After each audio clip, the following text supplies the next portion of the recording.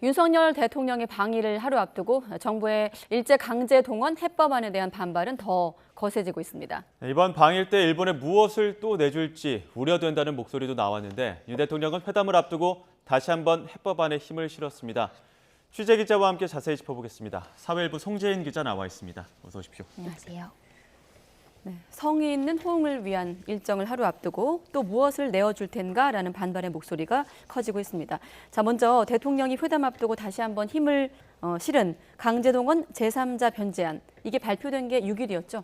네, 맞습니다. 시작은 우리 정부가 일본에서 5억 달러를 받았던 1965년 한일 청구권 협정으로 거슬러 올라가야 하는데요. 네. 간단히 이번 사안을 조금 되짚어 보겠습니다. 당시 협정문에는 청구권 문제를 완전히 또 최종적으로 해결된 걸로 한다고 적혀 있는데요. 네. 이를 기반으로 일본 정부 또 사법부는 여기에 강제동원 문제도 포함된다고 보고 개인 피해자들에게 추가로 더 배상할 책임은 없다고 보고 그런 식으로 판결을 내려왔습니다. 그러다가 우리 대법원이 2012년부터 2018년까지 반대의 결정을 내렸는데요. 일본 기업의 배상 책임이 있고 그렇다면서 일본 제처를 상대로 한 소송에서 우리 강제동원 피해자의 손을 들어줬습니다. 이후에는 2018년에 확정 판결이 처음으로 나왔었는데요. 이후에 강제동원 피해자들의 승소 판결은 계속 이어졌고 이에 따라서 지금까지 일본 기업에서 배상금을 직접 받기 위한 피해자들의 법적 다툼이 이어져 오고 있었습니다.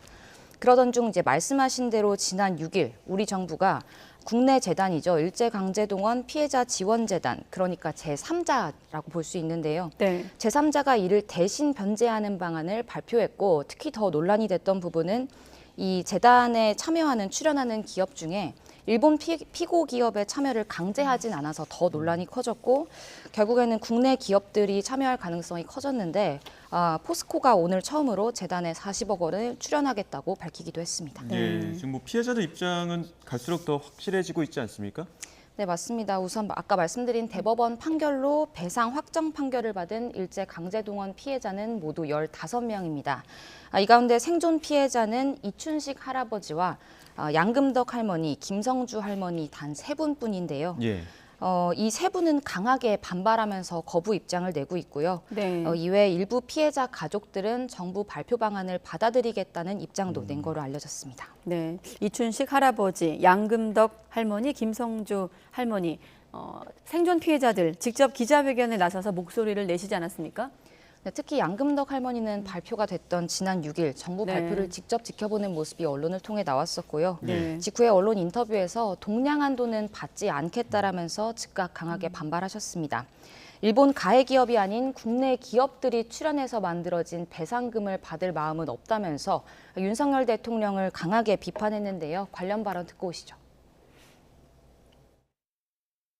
지금 윤석열 대통령이 한국 사람이요, 일본 사람이요. 일본을 위해서 사요, 우리 한국 사람을 위해서 사요.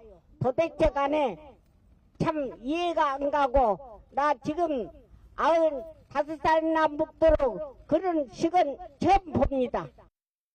바로 다음 날엔 김성주 할머니도 함께 국회 본청 앞에서 열린 시국선언에 함께 했었고요. 그제 국회 외교통일위원회 전체 회의에서도 생존 피해자들의 반발 발언은 계속 이어졌습니다. 굉장히 강경하게 말씀을 하시기도 했는데 그래서 더 삼자 변제 방안에 대해서 거부 의사를 더 어떻게 보면은 더 확실하게 공식화하지 않았습니까?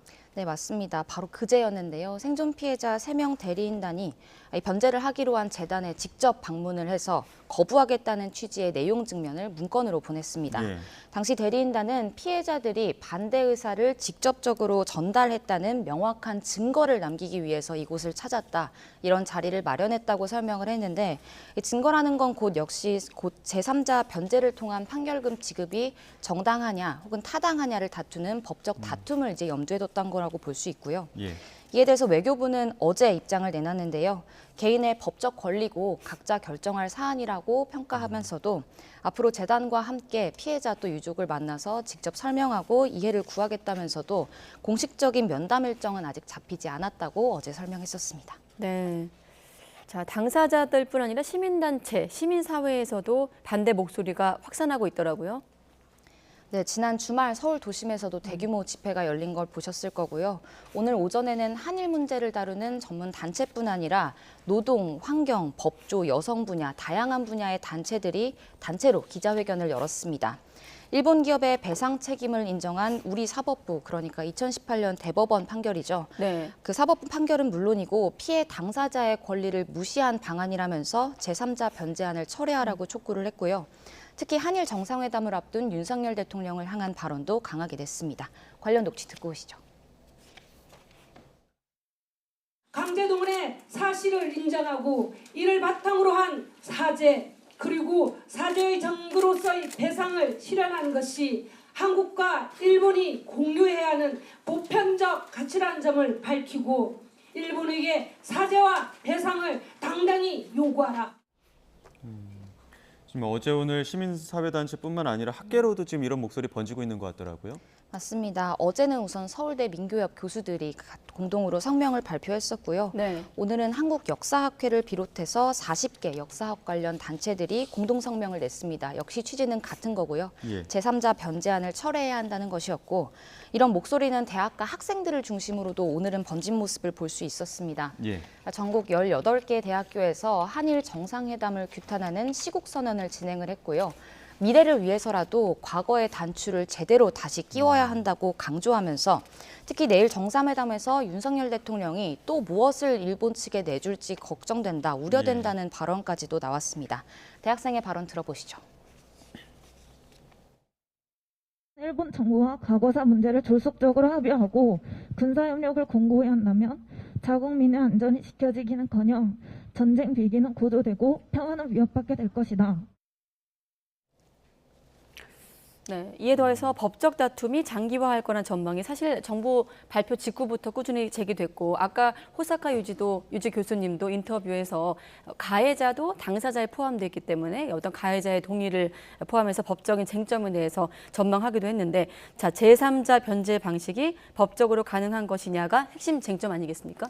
네, 맞습니다. 생존 피해자들이 공식 거부 의사를 그제 재단에 밝혔다고 말씀을 드렸는데 네. 그때도 그럼으로써 법적 다툼은 현실화할 것으로 보이고요. 예. 피해자 대리인단이 당시에 내용 증명을 보냈던 핵심 취지는 제3자 변제를 우리는 허용하지 않겠다라는 내용이었는데 네. 이게 역시 핵심과 연결됩니다. 우리 민법은 보시다시피 제3자 변제 방식을 허용하고 있긴 합니다. 다만 단서가 달려 있는데 보시다시피 당사자의 의사나 또 성질을 고려해야 한다고 단서를 달아놨는데요. 네. 변호인단은 이걸 근거로 해서 피해자들이 원하지 않는 만큼 법적으로 허용되는 방식 자체가 아니라고 강조하고 있고요.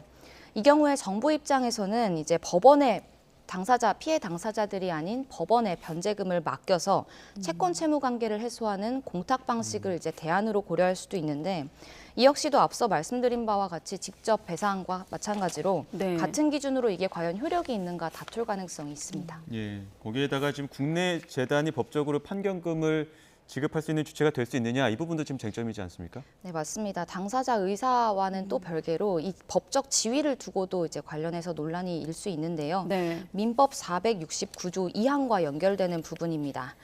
이해관계가 없는 제3자는 채무자의 의사에 반해서는 변제하지 못한다라고 규정이 되어 있는데 구체적으로 관련해서 판례를 따져보면 최근의 판례는 이해관계가 있는 경우는 변제하지 않으면 채권자에게 집행을 받게 되거나 혹은 채무자에 대한 자기 권리를 잃게 되는 지위에 있는 경우라고 말을 했거든요. 이번 경우에 적용해서 말을 해보면 우리 재단이 일본 가해 기업과 이런 관계에 과연 있느냐, 법적 지위로서 제3자의 위치를 얻을 수 있느냐 이 부분이 쟁점이 될 가능성이 큰데요. 우선 지원재단 측은 강제동원 피해 배상 사업을 사업 목적에 포함하는 쪽으로 이미 정관을 수정해놨고 정부에서도 승인을 받은 상태이기 때문에 법적인 근거는 많이 보완된 상태라는 입장이고요.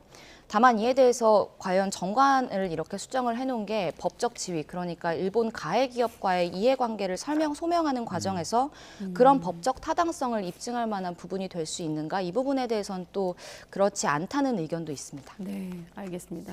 아무튼 이런 상황에서 한일 정상회담을 앞두고 윤석열 대통령 일본 언론과 인터뷰를 통해서 자신감을 내비치기도 했는데 자, 강제동원 해법을 둘러싸고 후속 조치도 관심인데 어떻게 예상되고 있습니까?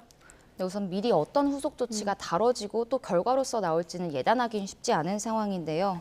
다만 제가 앞서 말씀드렸던 이제 국내에서 시민사회를 중심으로 한일 정상회담을 앞두고 이번 배상안, 변제안을 철회하라는 요구에 대한 윤석열 대통령의 입장만큼은 좀 명확하게 드러난 것 같습니다. 요미우리 신문에 나온 윤 대통령의 단독 인터뷰에 관련 내용이 담겨 있었는데요. 네.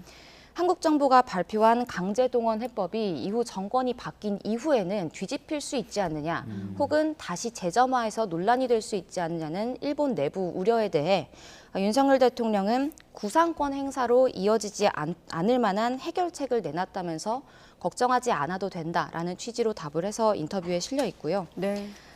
관련해서 일본도 강제동원 강제성을 여전히 부정하고 있고 또 기존 입장을 고수하고 있는 상태인데 이런 상황에서 한일 이번에 정상회담을 통해서 어떤 후속 조치 혹은 이후 전개가 이어질지는 조금 더 지켜봐야 할 것 같습니다. 네, 알겠습니다. 이 같은 국민적 우려를 어떻게 담아낼지 일단은 내일 이후 1박 일정의 한일 정상회담 일정을 지켜보겠습니다.